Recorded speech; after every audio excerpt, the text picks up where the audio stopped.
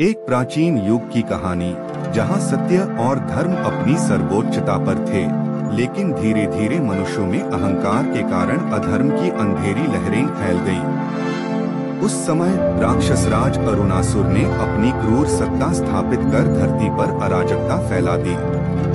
तभी देवताओं ने संकल्प किया कि जब भी अधर्म चरम पर पहुँचे, भगवान शिव और देवी पार्वती अपने दिव्य अवतार सुंदरेश्वरर और मीनाक्षी के रूप में प्रकट होकर सृष्टि में संतुलन और न्याय की पुनर्स्थापना करेंगे।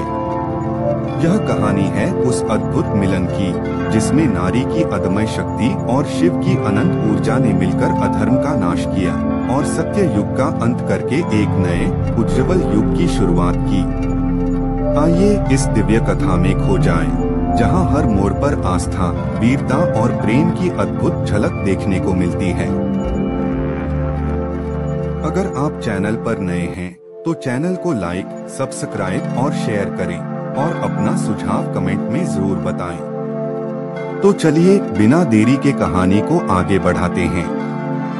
बहुत प्राचीन काल में जब सत्य युग अपने चरम पर था, धरती पर धर्म, सत्य और नैतिकता का वर्चस्व था।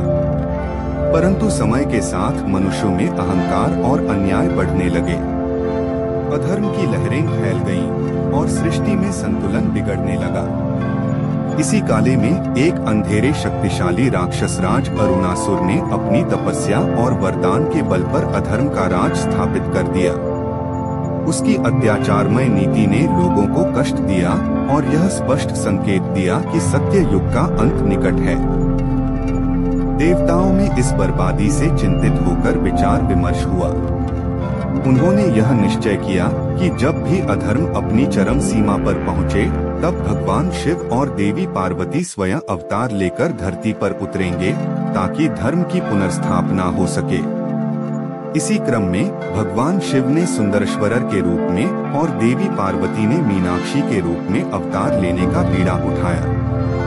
मदुरई के महान राजा मल्यध्वज और रानी कांचनमाला, जिन्होंने तपस्या और प्रार्थना के वर्षों बिताए थे, उन्हें अंततः एक अद्भुत पुत्री का वरदान मिला।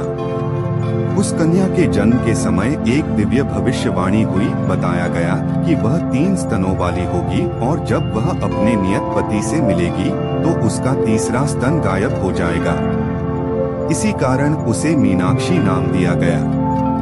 बचपन से ही मीनाक्षी में अदम्य साहस, बुद्धिमत्ता और युद्ध कला की निपुणता थी, जो भविष्य में धर्म की रक्षा करने के लिए एक महत्वपूर्ण हथियार सिद्ध हुई। अर्थात इसी समय राक्षसराज अरुणासुर ने अपनी तपस्या के बल पर वरदान प्राप्त किया था, जिससे उसकी शक्तियां अतुलनीय थीं। उसने धरती पर अत्याचार और अधर्म का राज कायम कर लिया था। उसकी क्रूरता से धरती के लोग पीड़ित हो रहे थे और अधर्म का अंधकार चारों ओर फैल चुका था। इस भयावह स्थिति ने देवताओं को और भी चिंतित कर दिया। मदुरई के लोगों पर अरुणासुर के अत्याचारों का बोझ बढ़ने लगा। मीनाक्षी, जिसने अपनी कला और शक्ति से राज्य की रक्षा करना सीख लिया था, ने अपने दिल में दृढ़ निश्चय किया कि वह अधर्म के विरुद्ध डटकर मुकाबला करेगी। उसी दौरान देवताओं के आदेश के अनुसार भगवान शिव ने सुंदरेश्वरर के रूप में धरती पर प्रकट होने का निर्णय लिया। महायुद्ध के मध्य में जब अरुणासुर की सेना ने मदुरई पर आक्रमण किया और लोगों के हृदय भय से दहले जा रहे थे, तो मीनाक्षी ने अपने वीरता का परिचय दिया। युद्ध के दौरान भाग्य ने उसका मार्ग सुंदरेश्वरर की ओर मोड़ दिया। जैसे ही दोनों की दृष्टि आपस में मिली, एक चमत्कारिक परिवर्तन हुआ। मीनाक्षी का तीसरा स्तन अचानक गायब हो गया। यह अद्भुत चिन्ह था कि अब वह केवल एक वीर राजकुमारी नहीं, बल्कि देवी पार्वती का पूर्ण अवतार बन चुकी है। अरुणासुर का विनाश सुंदरेश्वरर और मीनाक्षी ने अब अपनी दिव्य शक्तियों का संपूर्ण संयोजन करते हुए अरुणासुर के विरुद्ध महायुद्ध छेड़ा। दोनों के आक्रमण से अरुणासुर की अंधकारमयी शक्तियां फीकी पड़ गईं। उनकी दिव्य अस्त्र शस्त्रों की टक्कर में अरुणासुर का अहंकार टूट गया और अंततः उसका विनाश हो गया।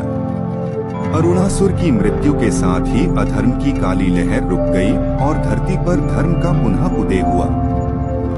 अरुणासुर के विनाश के पश्चात सुंदरेश्वरर और मीनाक्षी का दिव्य मिलन हुआ, जो न केवल दो आत्माओं का संगम था बल्कि सृष्टि में सामंजस्य और संतुलन की पुनर्स्थापना का भी प्रतीक बन गया। उनके भव्य विवाह के साथ ही सत्य युग का अंत हुआ और एक नए युग की शुरुआत हुई, जहां धर्म, सत्य और करुणा का वर्चस्व था। मदुरई का नगर दिव्य आशीर्वाद से उत्प्रोत हो उठा और लोगों में आशा की नई किरण जग गई। नारी शक्ति का अद्वितीय उदय, मीनाक्षी के रूप में देवी पार्वती का अवतार हमें सिखाता है कि नारी में अपार शक्ति और दिव्यता निहित होती है, जो सबसे बड़े अधर्म को भी चीर सकती है। शिव शक्ति का अनंत मिलन, सुंदरेश्वरर और मीनाक्षी का मिलन, जो शिव और पार्वती के अमर प्रेम का प्रतीक है, यह दर्शाता है कि जब भी अधर्म की लहरें उठती हैं, दिव्यता स्वयं प्रकट होकर संतुलन बहाल करती है। अधर्म पर धर्म की जीत, राक्षस राज अरुणासुर के विनाश से यह सिद्ध होता है कि सत्य और धर्म का मार्ग सदैव विजयी होता है। नया युग, नई उम्मीद, उनके मिलन के साथ सत्य युग का अंत हुआ, लेकिन यह भी दर्शाता है कि हर अंत एक नए आरंभ की ओर संकेत करता है, जहां सृष्टि में शांति, न्याय और समृद्धि का वास होता है। इस पौराणिक कथा में सुंदरेश्वरर, भगवान शिव और मीनाक्षी, देवी पार्वती का अवतार के रूप में अवतार लेकर अधर्म के प्रतीक राक्षस राज अरुणासुर का विनाश किया गया और सृष्टि में धर्म तथा संतुलन की पुनर्स्थापना हुई। यह कथा हमें यह सिखाती है कि जब भी अंधकार छा जाए, दिव्यता का प्रकाश अंततः विजय होता है और सत्य की ओर मार्ग प्रशस्त होता है।